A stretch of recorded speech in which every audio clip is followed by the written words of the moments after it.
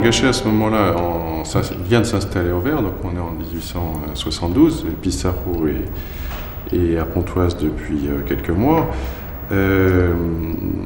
Gachet est très intéressé par la gravure, puisqu'il est en train de concevoir la publication de Paris à l'eau forte.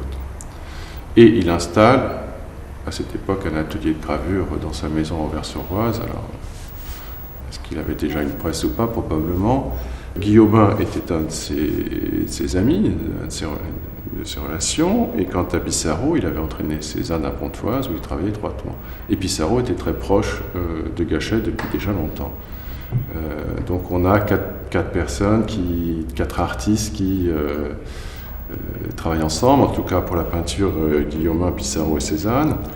Et Gachet, je dirais, va les inciter à produire des petites planches, à graver très vite.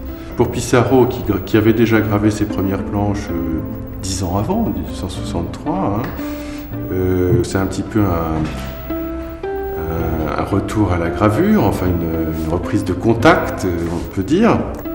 Pour Pissarro, c'était graver quelques planches, c'était un prétexte. Pour Cézanne, c'était se mesurer à une technique qu'il ne connaissait pas.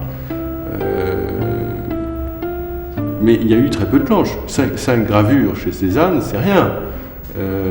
3-4 planches pour Pissarro, c'est rien aussi par rapport à l'étendue de 100 planches de son œuvre gravée.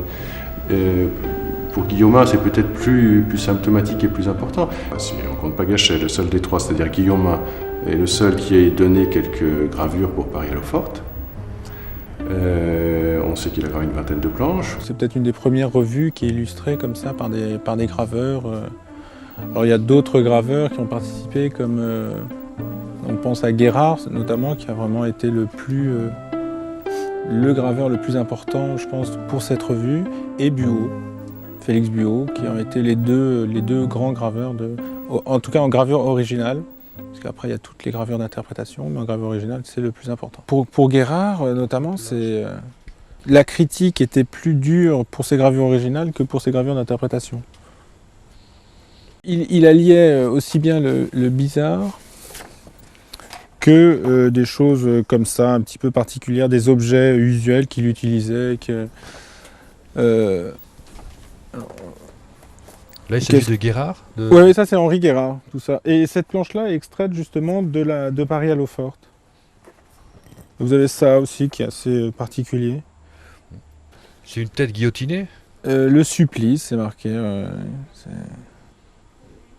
Et techniquement, c'est de l'eau forte et beaucoup d'aquatinte. Toutes les parties sombres planent, c'est-à-dire que quand vous avez de l'eau forte avec des traits serrés, on voit les traits, alors que là, quand on ne voit pas les traits, une sorte d'aplat comme ça. Ce qui est intéressant, c'est toute cette synthèse entre les gravures hollandaises avec les natures mortes et les portraits et une nouvelle forme d'art avec les impressionnistes.